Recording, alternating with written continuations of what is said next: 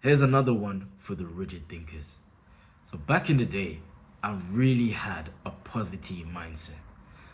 I was really struggling financially for a long time, like really struggling. I'm talking like picking money off the floor to try and top up electric, struggling.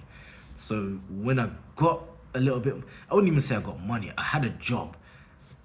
I was like, oh, I need to save, I need to save, I need to save. And ironically, for a long time, I would end up blowing it anyway.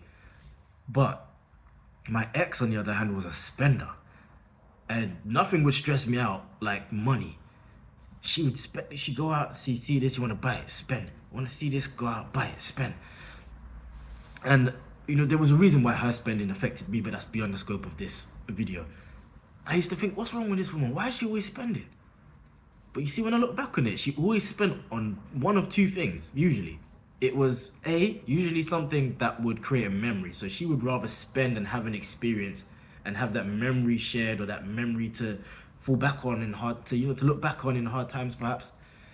That meant something to her. Or, and this is what I want to get to on this video, is she would spend on the house. So it would be something like, oh, I want to get this to put in the kitchen, or I want to get this paint to do the bedroom, or I want to, I want to stock up on these items. And I'd be like, we've already got that item. Why are we getting more? But she'd be like, well, I need to stock up. Or she'd maybe get this thing that we might be able to use somewhere down the line.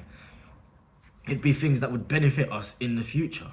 So it's not like she was spending, what's the word, irresponsibly. She was investing. I didn't see that at the time. Fast forward, I was put in a position where it was like, no, this can't continue. I need to start investing in where I live. If you know me, I actually quite like sleeping on the floor. So my needs are not that great. I could live anywhere. Just like, as I've said in previous videos, I didn't care about my parents for a long time. I also didn't care about where I lived. I didn't care about my living conditions really at all. I lived in some dire situations. And even if it stressed me out a bit, like mouse infestation and all this stuff, I just didn't care about myself enough to friggin' do something about it. But now, it's been a habit of investing in my house, buying this, doing this, like stocking up, doing all the things that she was doing years ago. And surprise, surprise, it won't be a surprise to those of you with sense, but I actually like coming home now.